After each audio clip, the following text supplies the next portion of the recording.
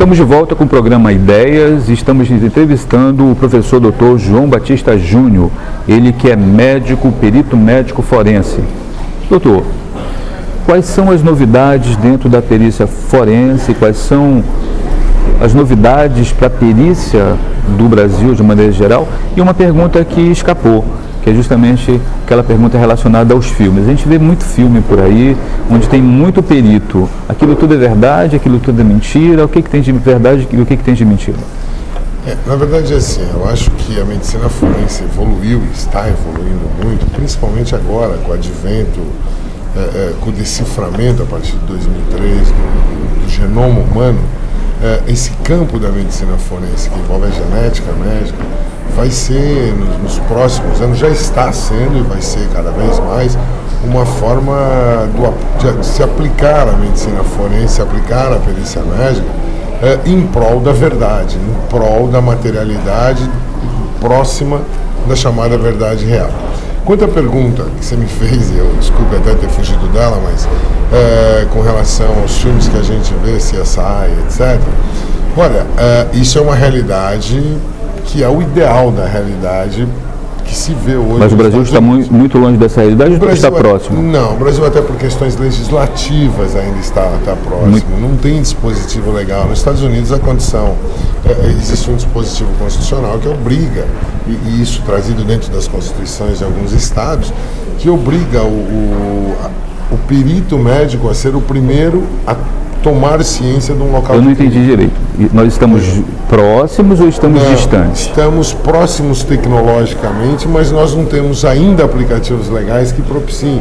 Um grande problema que, eu não sei aqui no Amazonas, mas que se tem em São Paulo, e isso é tremendamente discutido, vários autores já descreveram isso, por exemplo, a preservação de local de crime.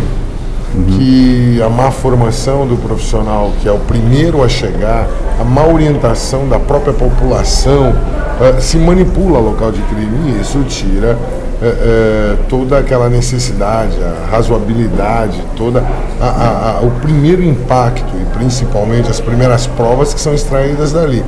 E nos Estados Unidos, por exemplo, existe uma cultura de preservação de local de crime. Em decorrente a isso, o primeiro a chegar sempre é o médico legista lá, entre aspas, que seria o médico forense. E com isso, não que ele tenha mais importância que os demais profissionais, é que ele está voltado para detalhes, ele está voltado para condições que acabarão lá no meio do processo se materializando e que acabarão sendo, na verdade, uma forma de materialidade próxima da verdade real.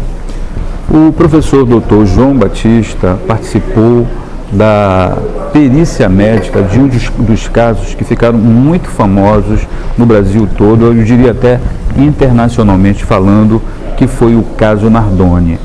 Como foi essa sua participação na perícia forense desse caso? Eu fui o perito assistente de acusação. Fui trazido aos autos pela advogada assistente de acusação do caso, Isabela Nardoni, e tive o prazer de trabalhar com o Dr. Sembranelli e com a doutora Cristina, que era a representante da família como assistente de acusação. E foi um caso que realmente eu acho que, a meu ver, é um caso que marcou e vai marcar. A perícia forense. Vão existir duas épocas dentro disso. Antes do caso do Nardoni e depois do Nardoni. Por quê?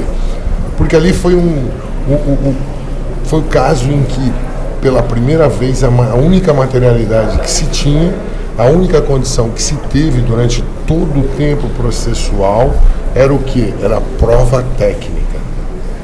Eram provas técnicas brilhantemente geradas pelo Instituto de Criminalística de São Paulo e pelo Instituto Médico Legal de São Paulo. E o que se teve ali foi, por que eu digo que aquele foi um caso que dividiu a medicina forense no Brasil?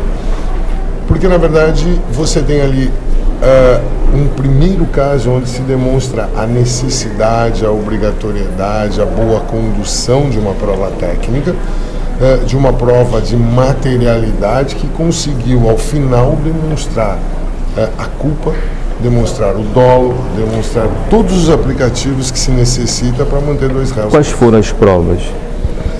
As principais provas foram, e são irrefutáveis, são as provas de materialidade produzidas pelo ICEM, onde se verifica, onde a teoria que veio de uma terceira pessoa e tudo mais, introduzida pela defesa, foi sendo esvaziada a cada momento com a materialidade de prova que se foi produzindo, trazendo ao palco do ato do crime, tanto a madrasta quanto o pai da menina. Qual é o futuro da medicina forense? Como é que o senhor vê o futuro da medicina forense? Nós vamos ter robôs na medicina forense, nós vamos ter... já temos Big Brother, né? Bastante Big Brother. O que nós vamos ter no futuro da medicina forense daqui a 5, 10, 20 anos? Eu sou suspeito até para falar, porque eu sou um apaixonado por isso, só sei fazer isso. Mas eu diria para você assim, eu acho que a medicina forense caminha passos largos para alta tecnologia. Nós vamos realmente, guardadas as proporções em que se consiga respeitar o direito do outro, que se consiga respeitar tudo o previsto constitucionalmente pelo artigo 5º nos direitos individuais, mas a medicina forense ela tende a ser uma das ciências, na minha opinião, do futuro de maior tecnologia. Por quê? Porque a cada momento você vê uma busca da utilização de equipamentos novos, principalmente de condições digitais, de condições científicas, que buscam no fundo o quê? A estabilidade jurídica, que buscam no fundo que se traga a verdade, como eu várias vezes repeti aqui até insistentemente, o maior próximo possível da verdade real. A perícia médica não se pode nunca esquecer que ela tem 3 pontos que sempre vão ter que ser reconstituídos. Ela vive de um fato pretérito numa condição presente buscando um aplicativo futuro. Isso é uma condição inerente. E esse fato pretérito, essa reconstituição de fato pretérito, é que é um dos polos que a gente entende que é aí que saem os vieses que a ciência muitas vezes não consegue explicar e que não se buscam e que não se consegue materializar determinadas provas. Mas eu entendo que a medicina forense evolui, é uma ciência que tende a crescer muito nos próximos anos, é uma ciência que tende a buscar sempre a convicção da verdade real, o que é fundamental, porque isso é estabilidade jurídica, e que nos próximos anos eu acho que vai necessitar de muito investimento, porque é uma ciência, é uma especialidade de alto custo de utilização, porque depende de equipamento, depende de treinamento, depende de conhecimento. Ela tem N variáveis que culminam com o seu aprimoramento e a sua utilização na forma em que seria a forma ideal de utilização dentro da justiça. Eu já fui avisado pela nossa produção que o nosso tempo terminou. E eu digo com toda certeza, sem modéstia, que gostei muito. Quando eu digo gostei, eu espero também que o nosso telespectador tenha gostado. E por conta disso, eu sugiro uma mensagem para o nosso telespectador em relação à medicina forense, à perícia forense.